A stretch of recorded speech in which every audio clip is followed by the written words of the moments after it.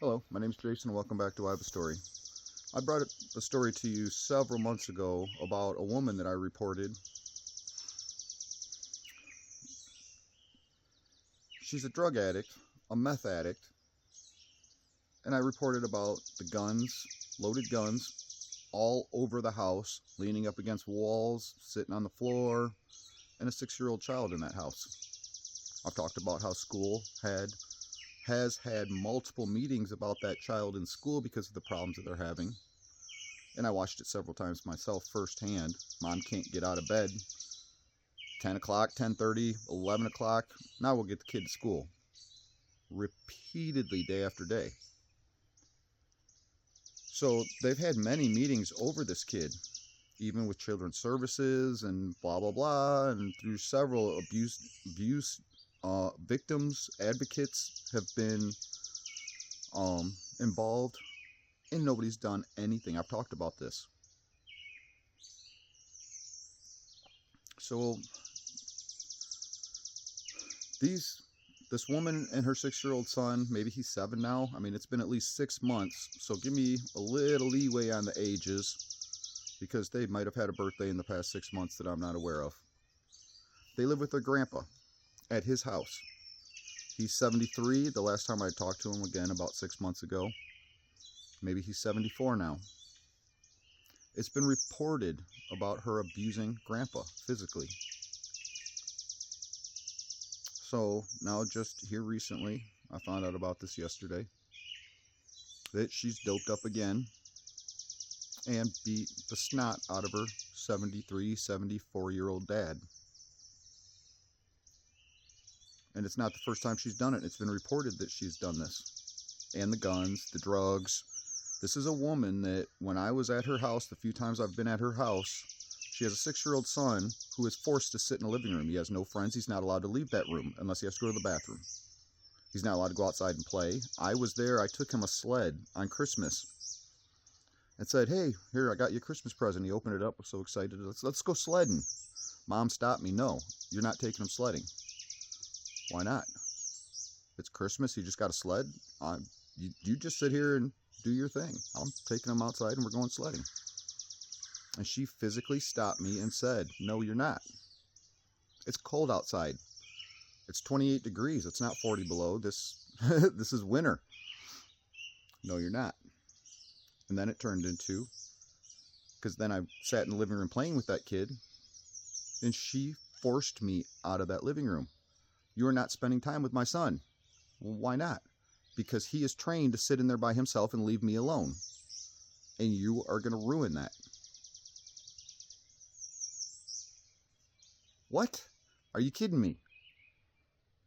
I mean, this is a woman who told me she doesn't want to be a mom. She has told me outright, "I don't want to be a mom."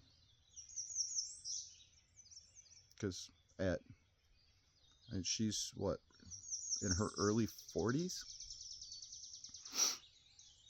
And even at that age, is a dope fiend who just wants to live life like a child. So what about that kid again, and now grandpa, who got beat up again?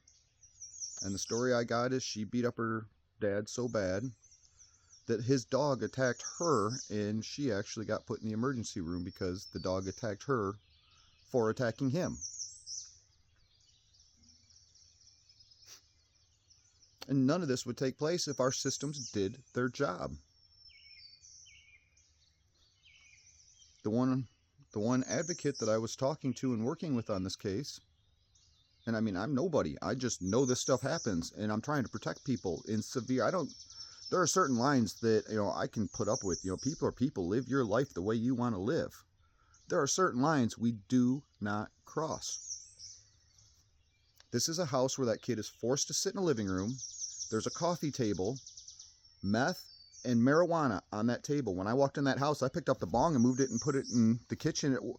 Where'd my bong go? And she noticed it was missing right away. "Well, he's in here. I'm going to put it in." "You don't ever touch that. Don't ever move it. Nobody moves that from that table." And she scolded me. There's a fucking 6-year-old kid sitting here. And there's dope on the table. And a gun right next to the door in the same room, loaded. Again, this has been reported multiple times.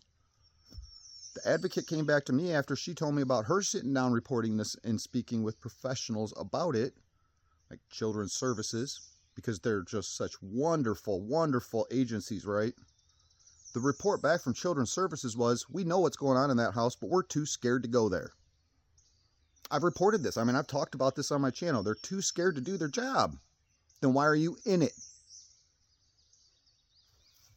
And we wonder why people are dying. We have nothing but agencies that are corrupt and are nothing but smoke up your keister as an image of, look, we're here.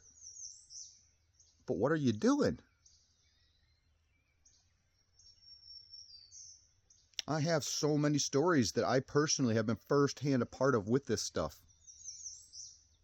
Actually, I'm going to make a quick video now about social services and one of the children's services and about another case that just blew me away, how they handled this.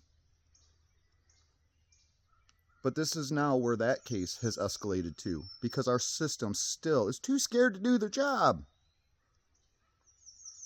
This is also a same woman, and I mean, this is the same woman who got caught and went to prison for smuggling meth into prison and found a way and figured it out. I mean, this is something I can't, just blows my mind. These people are so smart that they can figure their way through systems, but can't figure out how to become productive people. How does that work? That's one I can never, I know so much and I've learned so much about mentality and people, but that's one I can't wrap my head around. You can work so hard and be so good and so smart at being bad, but you can't do that for being good. And you don't even know the difference. That's just one I'm struggling so hard to figure out.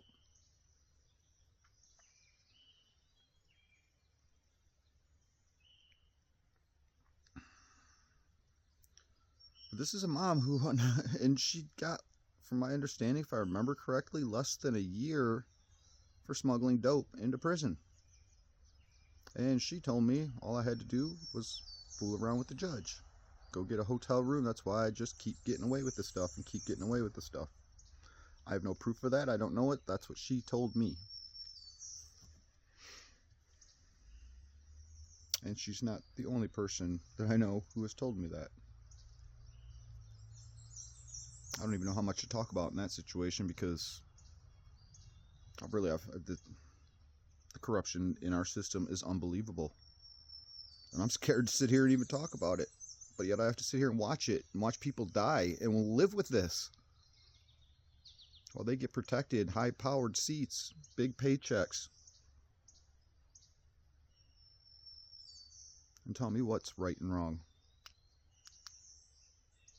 And we sit here and watch all of the abuse, corruption, and death that's taken place.